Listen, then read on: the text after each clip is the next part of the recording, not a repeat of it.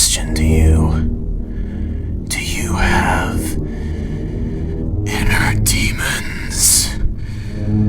We all have them. Horrific, unspeakable things or entities that linger deep within our psyches, ready to creep their way back into our lives at any moment, no matter how much we might block them out or otherwise try to forget them. Yes, I too have an inner demon. You might think you know what it is, but you would be wrong.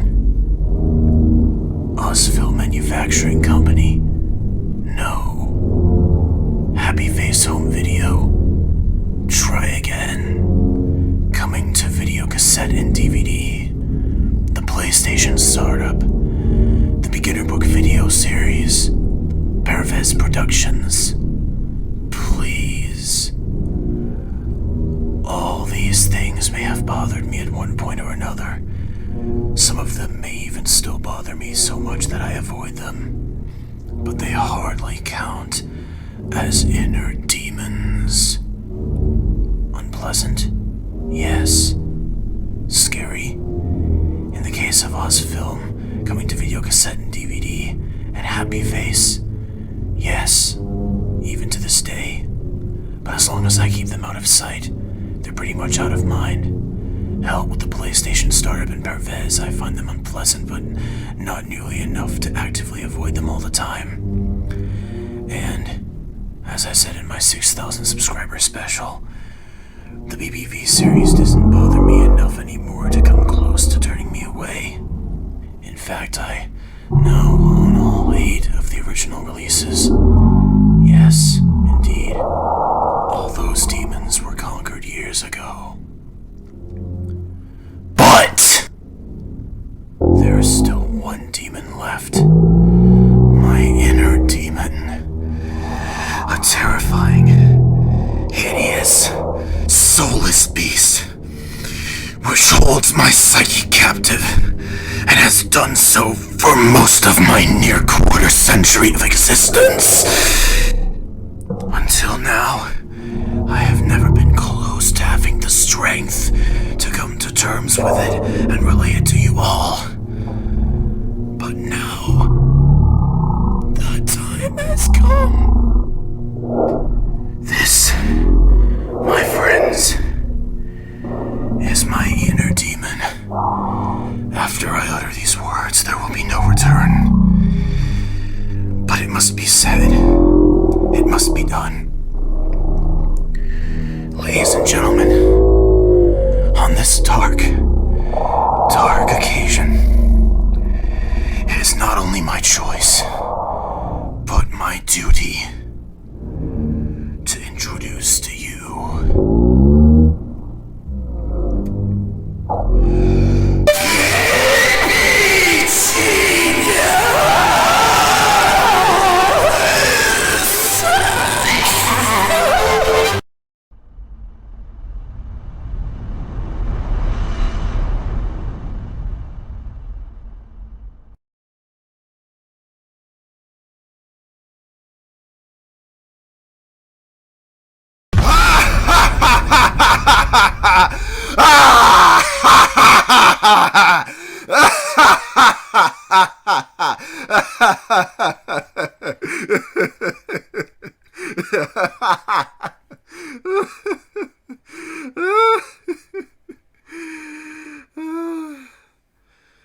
Oh boy.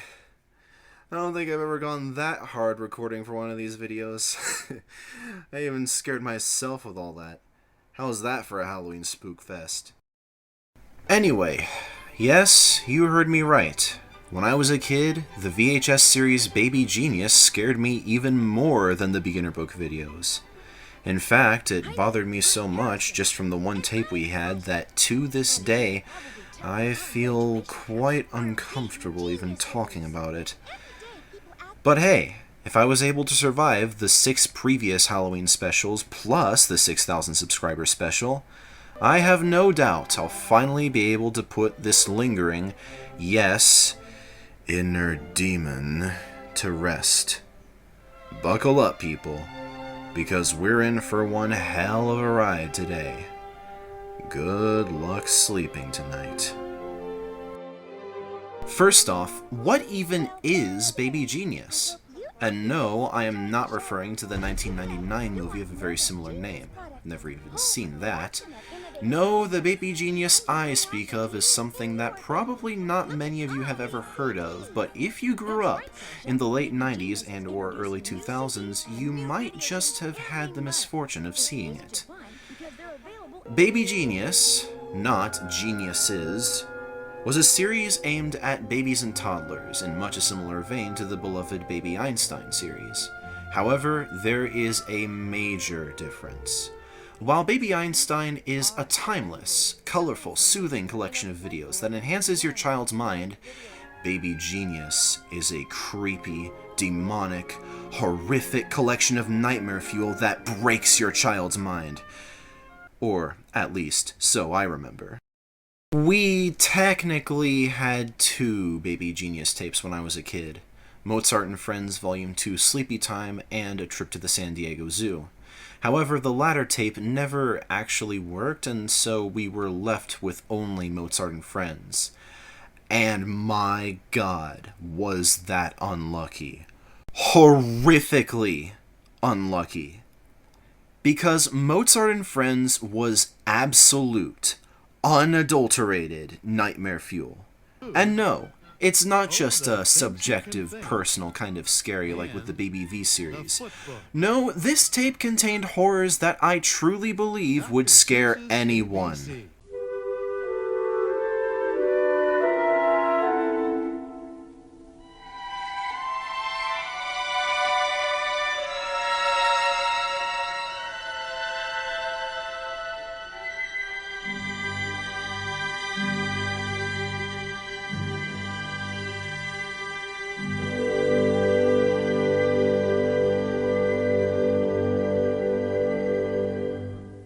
Yes, this is real.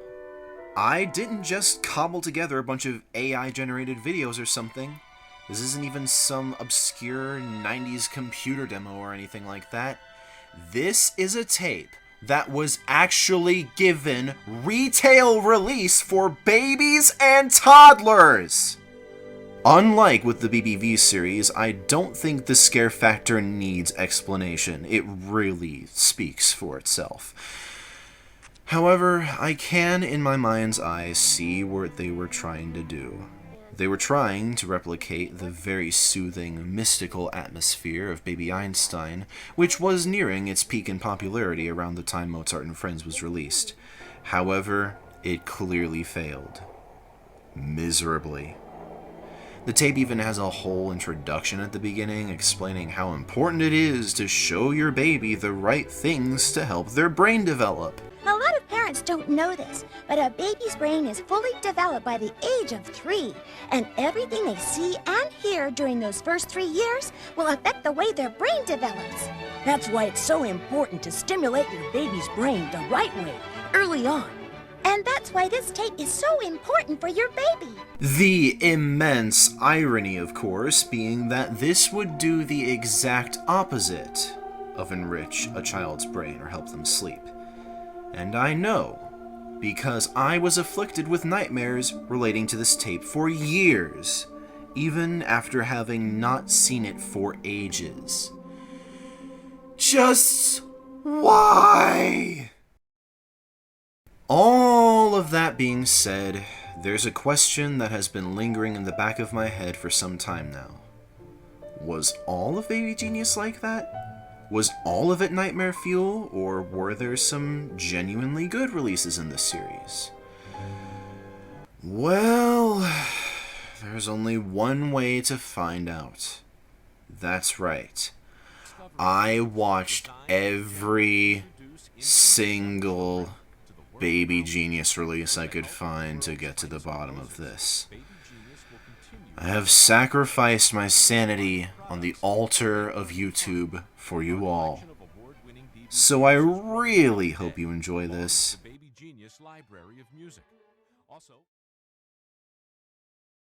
So, Constructing a timeline for Baby Genius was kinda tricky.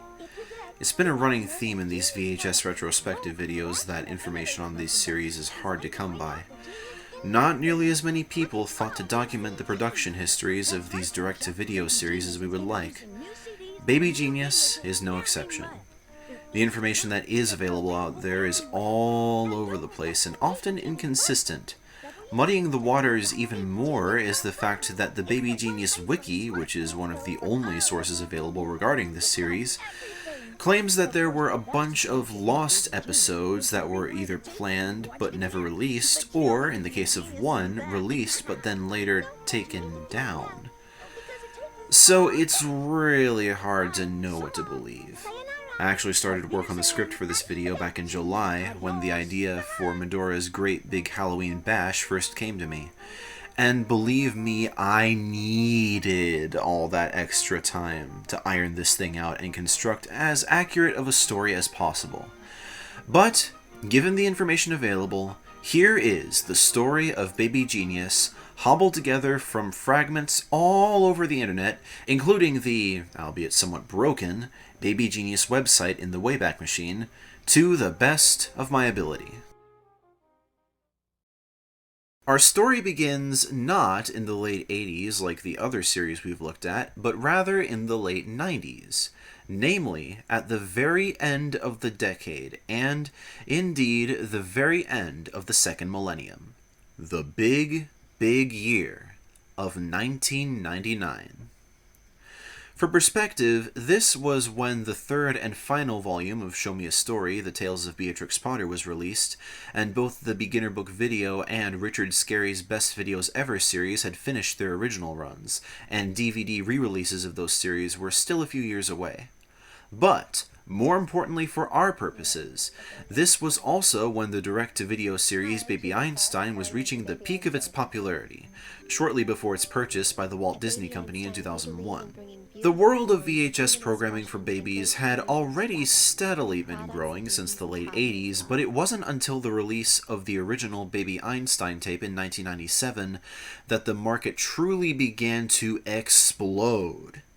Baby Einstein was a huge hit and was soon followed by several other releases, such as Baby Mozart, Baby Bach, and Baby Van Gogh. Inevitably, it wasn't long before competitors would spring up trying to take a piece of the pie. Enter Baby Genius. Just look at it. Even the name itself screams Baby Einstein ripoff. Work on Baby Genius began sometime in early 1999, and the Genius Products Company even managed to get the likes of actress Deidre Hall to act as spokeswoman for the fledgling brand. Their first video, Mozart and Friends Volume 1, was released on October 12, 1999. And this is where the problems begin. What problems, you wonder? Well, it's obvious from the very beginning that this series did not get off to a good start at all. I mean, just look at that animation. Also, listen to Harrison and Sasha, the mascots of these first couple of Baby Genius releases. Hi there, I'm Harrison. And I'm Sasha. And as you can probably tell from our graduation caps, we're baby geniuses. Every day people ask us how we got to be so smart. Music! Da-da-da-da! No, that can't be. I'm not the only one hearing this, right? They sound almost exactly like Ash Ketchum and Misty from the Pokemon anime. See, Misty? They get along just like we do. I sure hope not. Coincidence? Well, yes. The person who voiced both of those characters is Lonnie Manila, who has voiced dozens, if not hundreds, of different characters, but neither Ash nor Misty are among them. Would have been funny, though, if they actually were voiced by the same actors and actresses. Anyway, after the whole spiel at the beginning about how the tape is loaded with everything a baby needs, almost none of which actually applies to this release, the problems become even more blatantly obvious. Namely, the animation. Not only is it just as cheap as the bit at the beginning, but it's cheap to the point of being weird, ominous, or downright creepy. For example, the sequence at the beginning with the horrible CGI is reminiscent of the ABM Group logo, which did not fare the best in last year's Halloween special.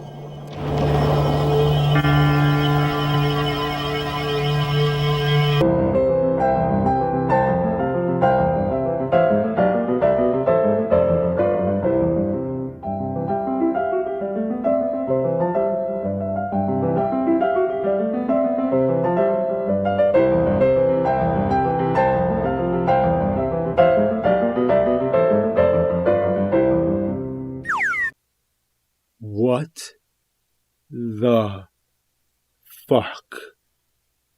There are also deep black voids everywhere, which only adds to the ominousness of the CGI animation. Also, if you thought the way the Baby Genius characters are animated was bad enough, take a look at this bunny. Absolutely abysmal. The animations are interspersed with real-life footage of various things like babies, animals, toys, and whatnot, which helps to distract a bit from the horrifically bad animation, until, of course, said animation comes back with a vengeance.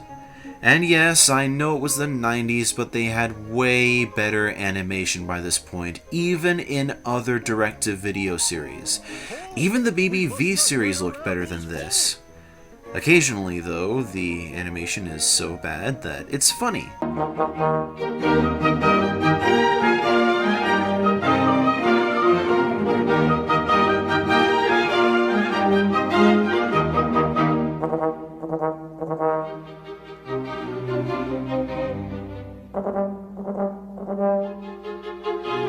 Mostly, though, it's just bad. The music is just fine, of course. It's just various Western orchestral pieces, though sometimes the choice of music with animation makes the animation that much weirder or creepier. You know, watching this release felt both new and familiar at once, as the next release, which I'm more familiar with, has many of the same things.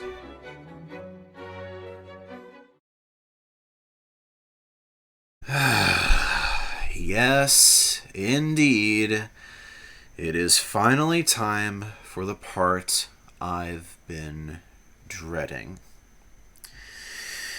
It's time to look at the very tape that so terrorized me as a kid. The very source of my inner demon. Mozart and Friends, Volume 2, Sleepytime. More like Mozart and His Murderous Gang, Volume 666. Good night, sweet prince. All joking aside, this video was even more frightening to me as a kid than the beginner book videos, and that's really saying something. The only concrete date I could find for this horror's release was March 21st, 2000, though the copyright on the tape itself is for 1999, so perhaps that is closer to its original release, while the 2000 version was a re-release? Who knows? All I know is re-watching this one brought a lot of bad memories back. Nearly every part of this tape is creepy. From the ominous candle and butterfly scene at the beginning, to the jumping numbers, to the creepy CGI antics in the middle and end, to this monstrosity.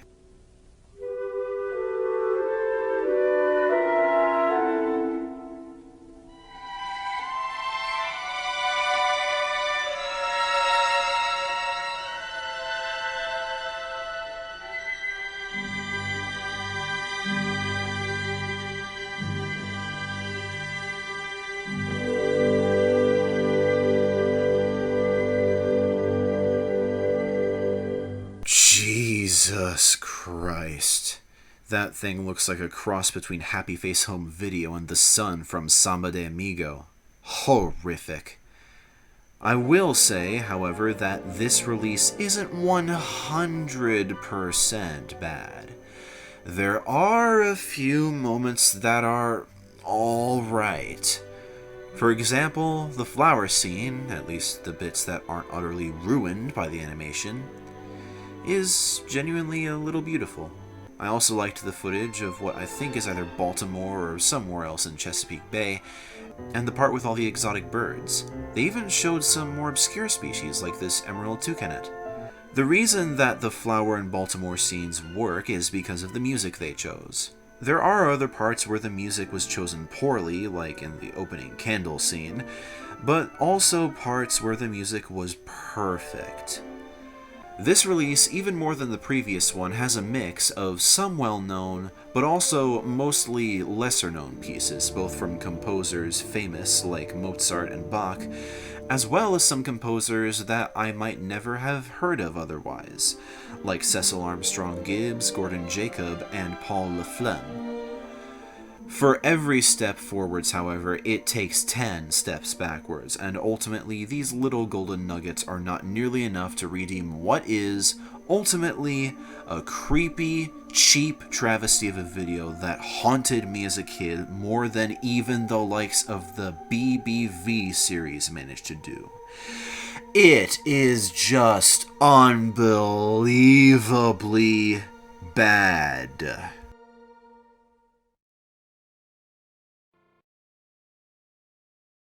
Before we move on to the next release, I think it's worth taking a moment to delve deeper into why exactly the Mozart and Friends duology flounders so badly.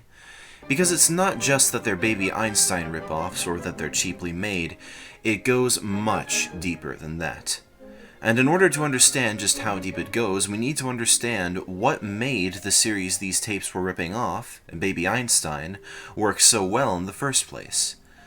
Now, the first Baby Einstein video from 1997 was a bit rough around the edges, and was not to the same standard of what came later, but it was Julianne Ye Clark's first try. By the second video, Baby Mozart, I Think I Can Productions was really starting to get the hang of things, and the rest of their videos from the 90s set the tone much better for how the series would progress, especially by the time Baby Genius came along. So, what exactly was Baby Einstein offering at the time that Baby Genius sought to emulate? One of the things that Baby Einstein is best known for, at least as far as the original series from the late 90s and 2000s is concerned, is its music. They could have simply used recordings of various Western orchestral, aka classical pieces and call it a day, as many of its competitors were doing, but no. Instead, they took the effort to actually make original arrangements of said pieces, the quality of which only got better as the series progressed. These arrangements were, of course, designed to be more digestible for babies, but they were still nice, and some of them were actually quite good. I'd play some of those here, but Baby Einstein is very anal when it comes to YouTube and copyright, which is also why I'm unable to show footage from the Baby Einstein episodes, so I'm afraid you'll have to hear some of the pieces for yourself. For now, let it suffice to say that they took an extra step that their competitors didn't bother taking in order to make their videos better. And it wasn't just that. Like many of its competitors, Baby Einstein also had fun characters that made the episodes more relatable for their audience. But instead of resorting to crappy CGI or image manipulation, Baby Einstein made use of puppets, the quality of which also increased as the series went on. Now, these weren't Jim Henson level quality, especially for the first few releases, but they worked better than the kinds of animated characters that were more common. They had more life and more soul because they looked more real. And, in a way, they were more real, because a puppet is a physical thing and not just something drawn on a page or produced by a computer. They also required considerably more effort than just dragging around layers to manipulate or slapping together a few CGI models. Like many of its competitors, Baby Einstein featured a lot of toys in its videos, but used them in more creative ways, and even had a section in the end credits dedicated to showing exactly what toys were used in their videos, and from which brands, so that parents could more easily buy them for their children if they wanted them. They also made use of other different visual techniques that were captivating for babies, which is exemplified by the visuals of releases like Baby Van Gogh, which is probably my personal favorite on visuals alone. But, more than anything else, these things and more show that Baby Einstein was a show that had a lot of dedication put into it. Julianne Clark and her spouse started the series from nothing, having just $15,000 to put towards the first release, which, even adjusted for inflation, isn't a lot of money for a production at all. And yet, she and the rest of her team were still able to do the best they could with the limited resources they had. And then, as each subsequent release proved to make more and more money, they were steadily able to increase the production quality of their videos, which is something that was helped massively by Disney's acquisition of Baby Einstein in 2001, as they now had Disney's bottomless pockets to work with. And through it all, they were putting their heart and soul into each and every one of these tapes and DVDs, especially during the Enya Clark years, showing their dedication to creating not just content for babies, but quality content that babies could truly enjoy. Kids, even at a young age, are not stupid, and they will appreciate quality when it is given to them, and that is something that Baby Einstein delivered on. That is truly what set Baby Einstein apart from everyone else on the market, and what made them better. Maybe I'll do a video on Baby Einstein someday, if you all want it. Now, let's see how baby genius Mozart and Friends fares in comparison. If you hadn't guessed already, they did not fare nearly as well. Like, at all. Instead of original arrangements, they just used recordings of various pieces like almost everyone else was doing. The music isn't bad, but it just doesn't stand out in any meaningful way. Instead of puppets, or at least characters that were animated well, the Mozart and Friends duology features a collection of poorly drawn babies in graduation costumes, which are moved about by image manipulation so poor, it makes the beginner book videos look like a Studio Ghibli movie by comparison. Not to mention, the rest of the animation is similarly poor, or even worse, to the point where it is sometimes unsettling.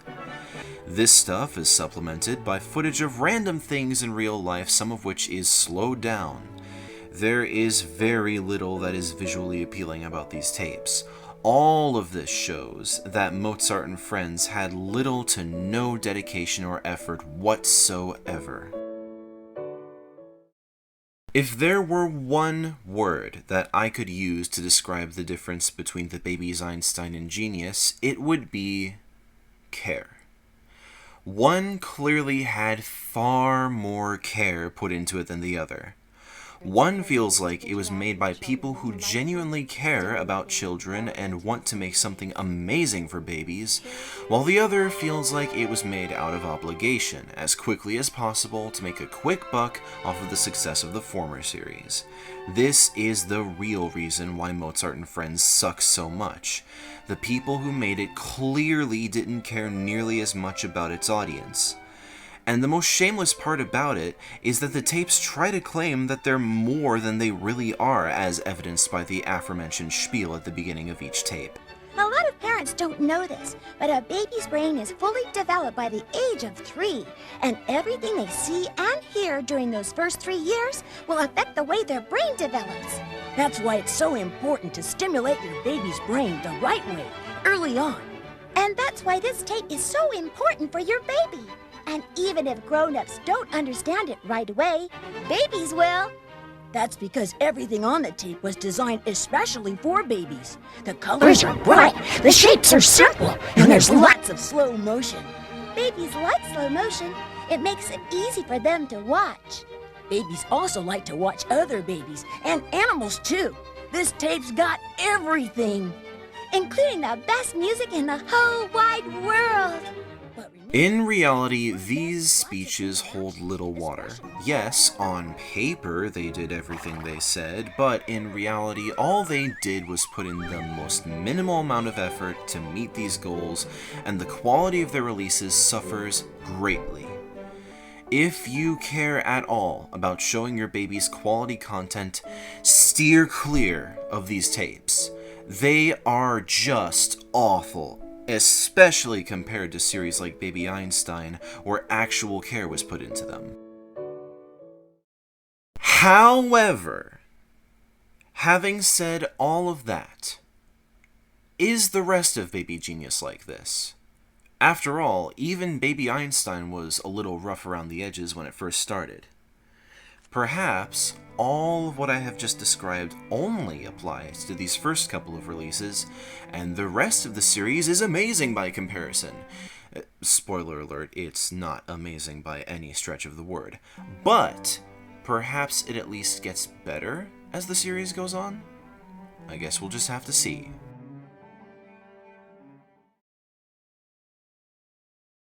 The next Baby Genius release, The Four Seasons, came out on December 4th, 2001.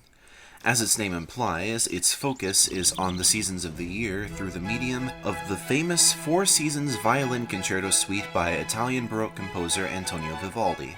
This is the first release to include the animal characters that would become the mascots of the series, replacing Harrison and Sasha and all the rest of those so-called baby geniuses. And if you hadn't guessed already, yes, these new characters were animated abysmally. Seriously, they look like something out of a Vicio Brinquedo movie, or that horrifying religious movie with the lions. No! No! They may have gotten a new logo with this release, but the animation is still dismal as ever. And to hammer home just how much better Baby Einstein was than Baby Genius at this point, between the releases of Mozart and Friends Volume 1 and The Four Seasons, Baby Einstein released 5 tapes, all of which were of a much higher caliber than Baby Genius, while, by this point, Baby Genius had only released 3 tapes, all of which were mediocre at best, or downright awful at worst. Oh, hold on, I'm getting ahead of myself. Yes, I admit, The Four Seasons is at least somewhat better than the Mozart and Friends duology, if only for the awful animation not happening as frequently. Instead, they rely more heavily on real-life footage and various random effects. Unfortunately, at the end of the tape, they have some random alphabet song sequence that really didn't need to be there, but I guess they put it there anyway because baby show. Great. Though, it is worth noting that this release does contain the first instances in this series of animation that doesn't completely look like crap. Namely, these leaves on the water,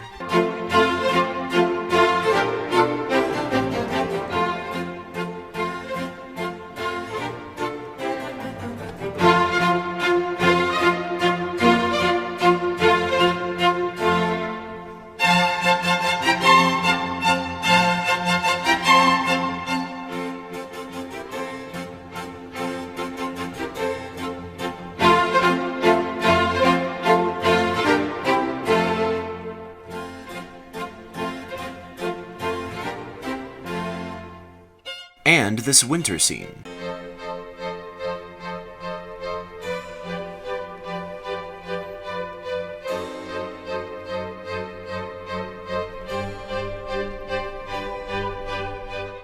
Now, I know this isn't anything spectacular, but at least it doesn't look horrible. I'd say this is acceptable, and really, that's what I could say about this release as a whole. Is it good? No. But at least it's some kind of improvement. We went from god-awful with the Mozart and Friends tapes to acceptable with the Four Seasons. This is a good sign, all things considered. Let's hope it continues in the right direction.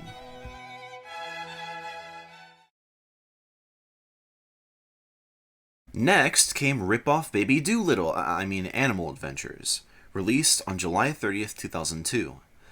This release doesn't use the same intro as the last one. Instead, there is a notice from Wild Beasts, a program by the Zoological Society of San Diego, followed by an intro that, while very corny, looks a lot better than the ones from before, even though the characters themselves still look like crap, though, admittedly, slightly less crap than they did before. This release features footage from the San Diego Zoo, along with the famous Carnival of the Animals suite by Camille Saint-Saëns. Like with the Four Seasons, there is an unnecessary alphabet song exposition, except it's placed in the middle of the video rather than at the end. At least before, it was easier to avoid. It's somewhat made up for, though, by the scene that comes after.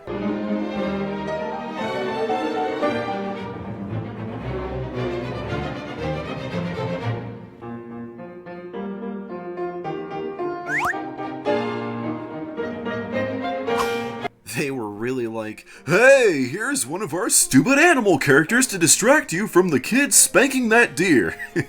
Love it. At the end of Animal Adventures, we also see the first original song composed for this series, Vinko the Dancing Bear. It's nothing remarkable, but it does show that the animation in Baby Genius is slowly improving, and frankly, given everything up to this point, it's quite unexpected that they'd even be able to compose an original song. But there you go. Is Animal Adventures really good? No, but I'd say that it's an improvement over the last one for sure. In fact, for the first time in the series, it doesn't feel like complete torture to watch. It's more than acceptable or bearable. I'd say it's decent. So you know what? Congratulations, Baby Genius. You've managed to put out something mostly inoffensive. Can they keep the trend up? Let's find out.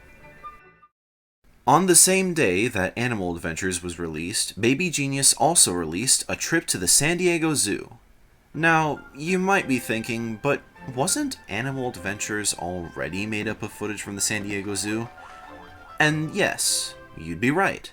So, what's the major difference between this release and the previous one? Well, this one has different footage from the San Diego Zoo. Ooh. Yeah, that's really it. They should have probably called these two releases Animal Adventures Volume 1 and 2, but whatever. Also, Obo the Monkey looks like Bonzi from Bonzi Buddy after going on a diet. Just saying. Baby Genius was also apparently successful enough by this point that they were producing official Baby Genius merch, as can be seen on this child's denim jacket. You just know this guy was the cool kid in his preschool class with that kind of cred. And I gotta admit, the orangutan scene was comedy.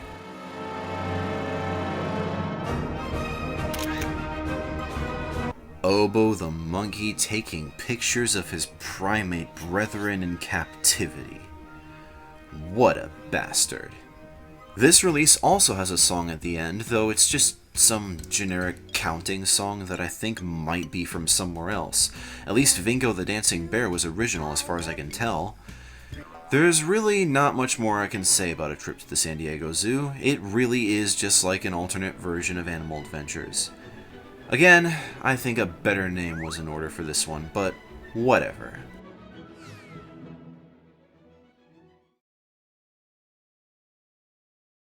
Now come those so-called unreleased tapes I mentioned earlier. According to the Baby Genius wiki, Baby Genius had planned on releasing 2 other videos on July 30th, 2002. A Day at the Circus and Space Adventures, but they never actually came out. However, I was unable to find really anything to back these claims up. No evidence to suggest that these lost episodes were ever real. I think this is likely just a case of fanatics making stuff up for a wiki, something that does occasionally happen on these websites.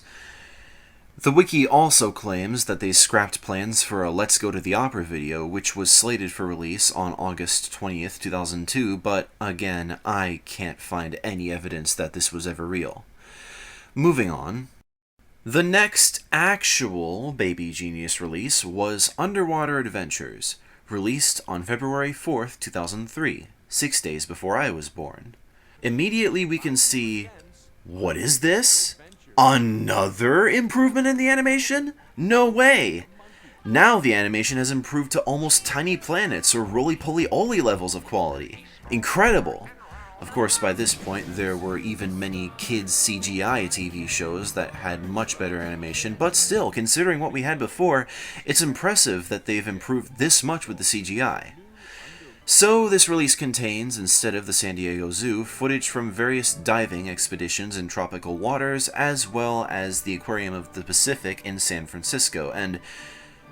wait, they've got real-life versions of their characters now? Wow. And they even look better than Vinko the Bear and DJ the Dinosaur do in most of the rest of the show, despite the noticeable improvement in the animation. DJ even has movable eyelids. Anyway, this time, the random 2D animals that go around the screen at random aren't just still pictures that are dragged across anymore. Now they're actually animated. Granted, it's still not very good animation, but considering that a few releases ago we had this...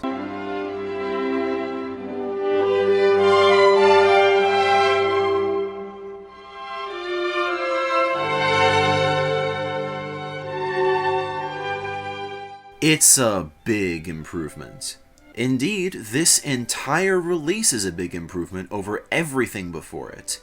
Even the song at the end is okay, though it's not original, as it's definitely based on the aria L'amour est un oiseau rebelle from Georges Bizet's opera Carmen. Before the credits, there's also a promo for the Baby Genius line of products, and notice that they don't include that much footage from the earlier releases on it. This shows that even by this point, Genius Products was aware that their earlier stuff was, at the very least, not as worth showing off as their later stuff, to put it mildly.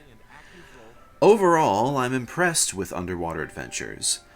I don't know if it's truly good, but I must admit this was the first Baby Genius video I watched that didn't feel off in any major way. It almost seems like a competently made piece of media, which is major for this series. It's also indicative of a trend, which is that by this point Baby Genius was less concerned about directly ripping off Baby Einstein, and was instead more focused on going off in its own direction, which is good. It definitely feels more original now. If they continue improving like this, maybe they'll end up producing, if not Baby Einstein levels of quality content, perhaps content that's good in its own right.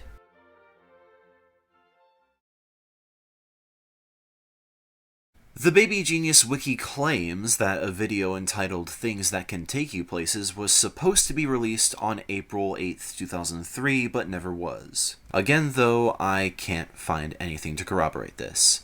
The next actual Baby Genius release was Favorite Nursery Rhymes, which came out on August 2nd, 2004. And... oh no. Oh no!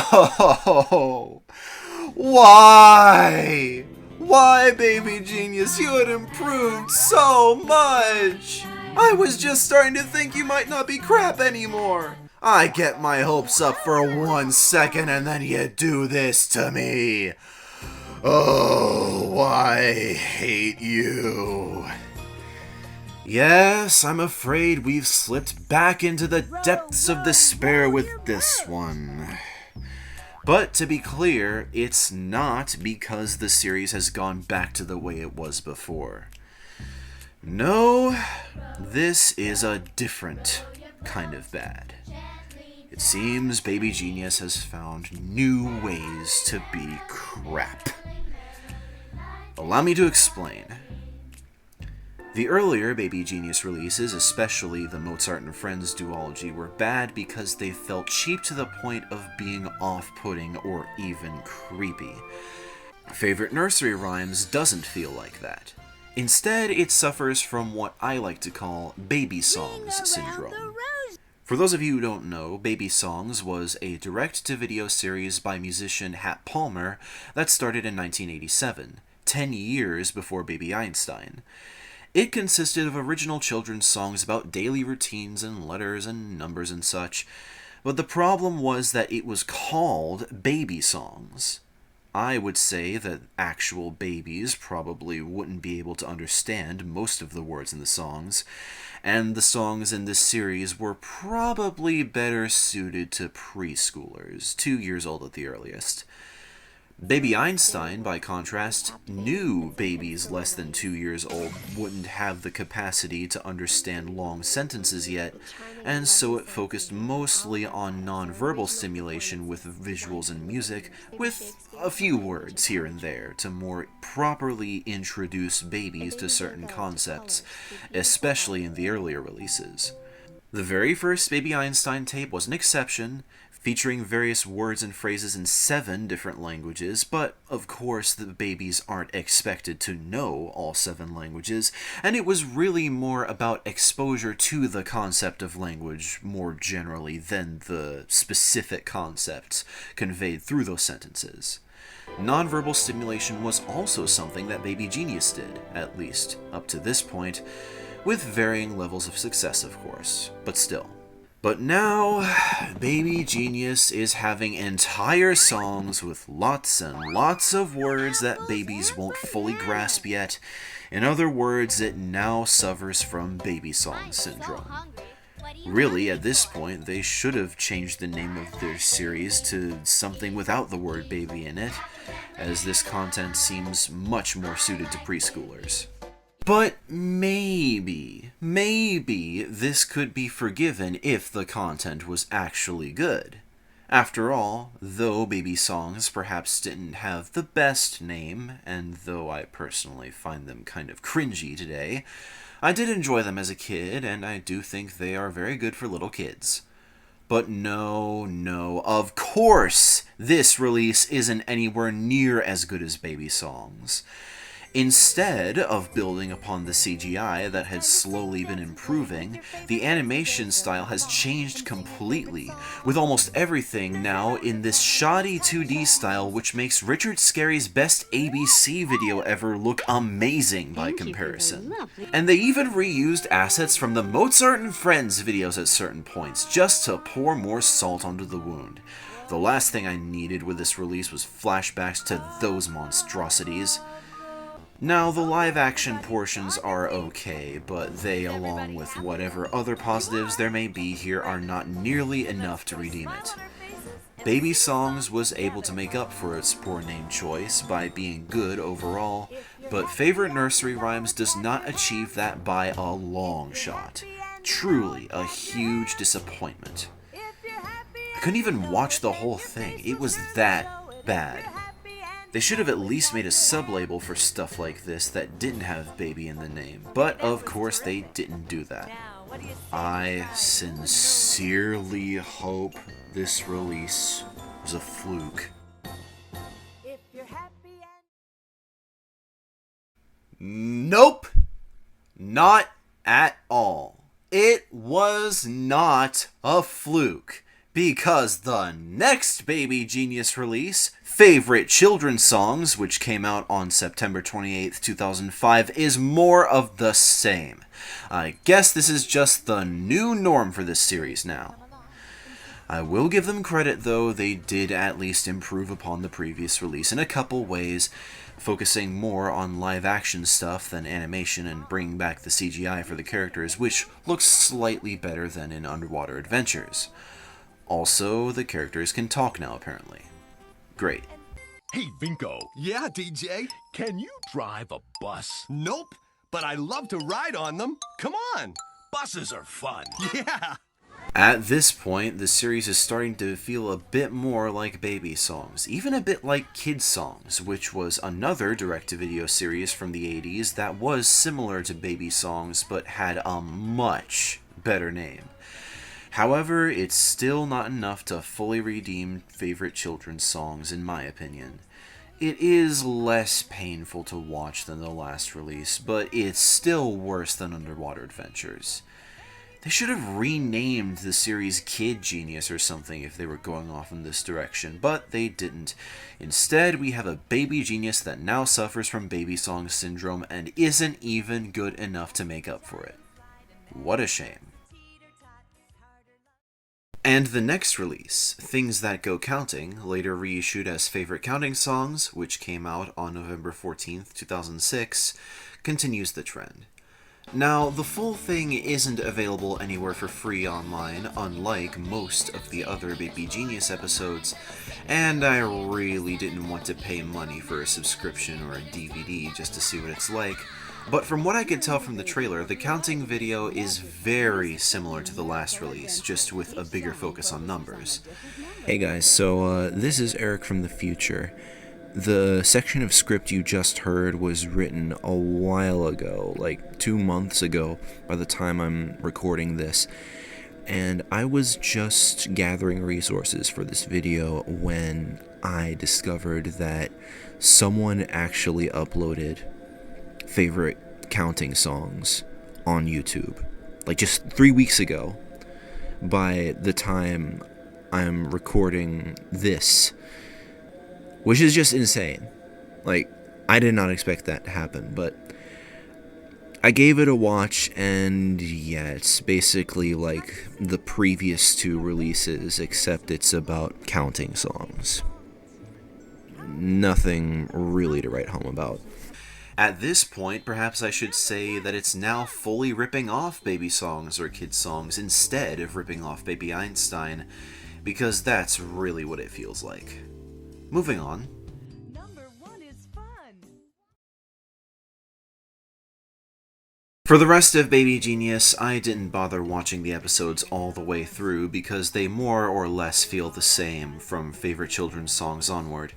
There are improvements to the animation here and there, but there's really nothing of note in the rest of the series. All you need to know is that there were 3 more home releases after the counting video.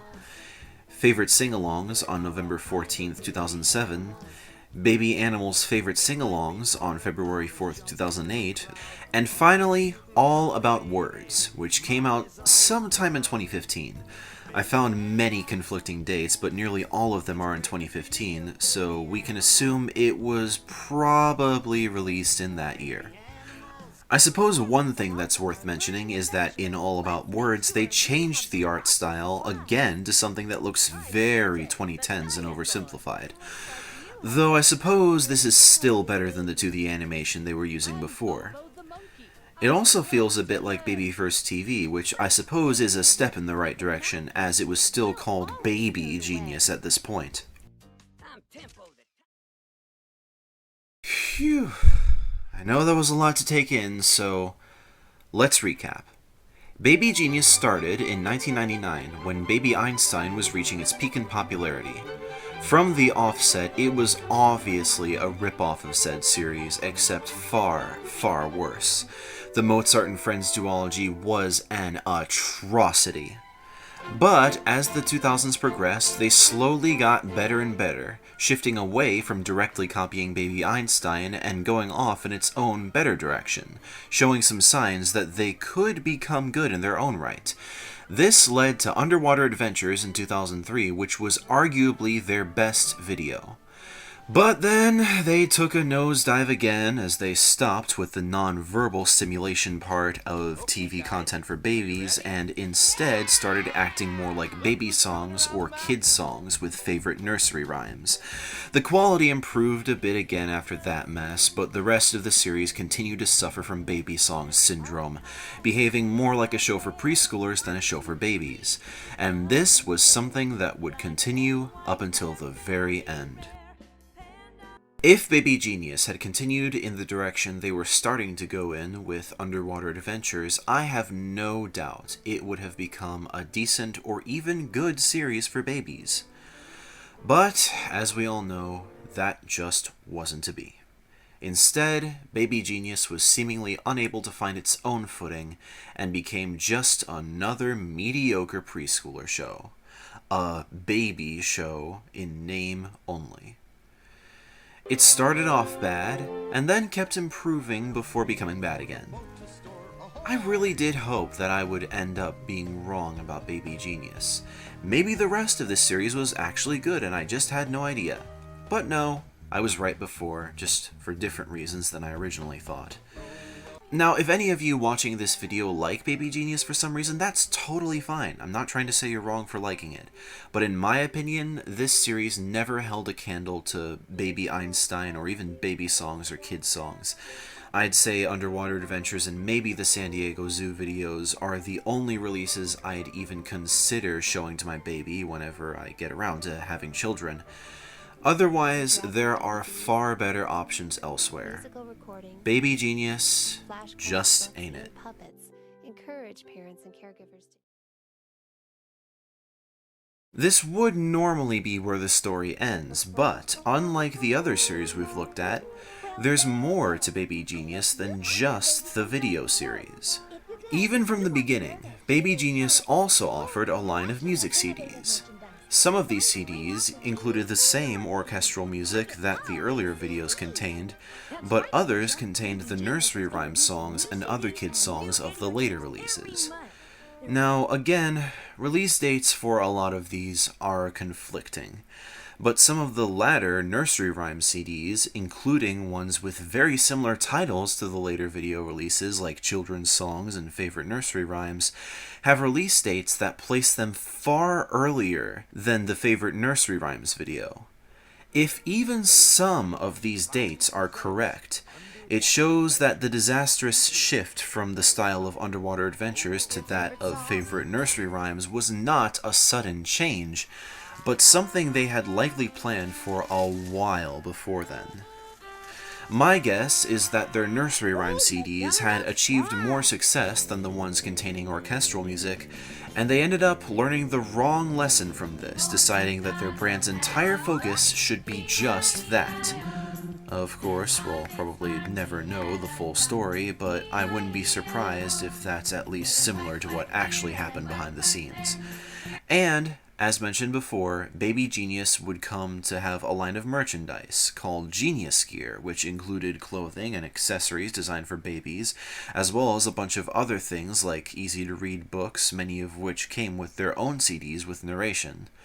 Yes, Baby Genius, despite being smaller than Baby Einstein, was still successful enough to grow its product range considerably.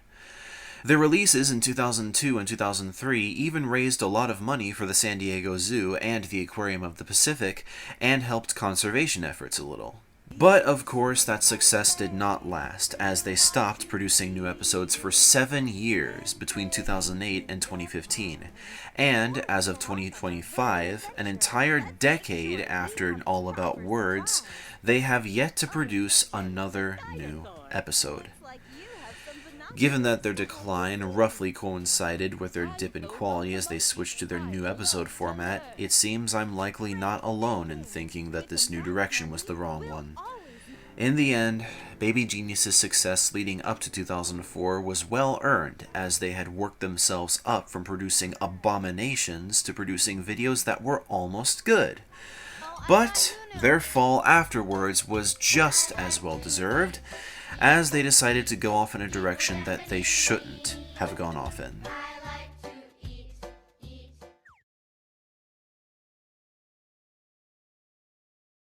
You know, it's kind of a shame. All the other series we've looked at in these VHS retrospectives have had at least some kind of redeeming factor. Even the Beginner Book video series isn't terrible. But as I learned more and more about Baby Genius, I was met with disappointment after disappointment.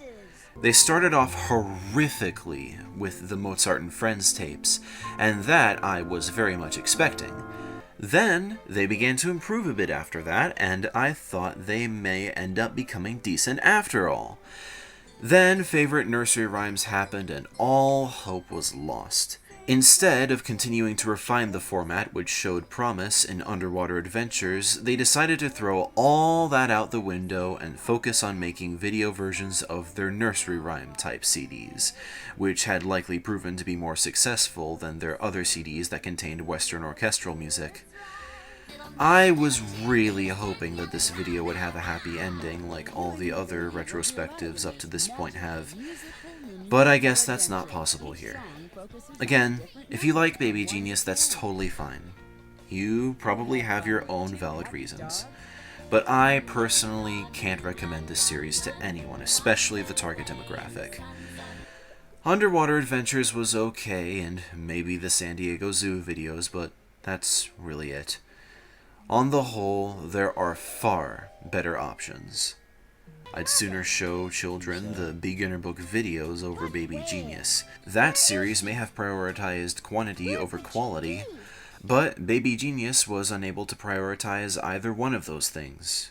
Instead, they just kind of existed. And that's really it. Well, I'm definitely disappointed, but at least I can say this inner demon is finally put to rest now that I know the full picture. But anyway, let me know in the comments. Were you familiar with Baby Genius growing up? Are there some more positive aspects of the series that I missed? How would you have made Baby Genius better? Anyway, happy Halloween, and thanks for watching. No, seriously, thank you so much, especially if you watch this video all the way through to the end.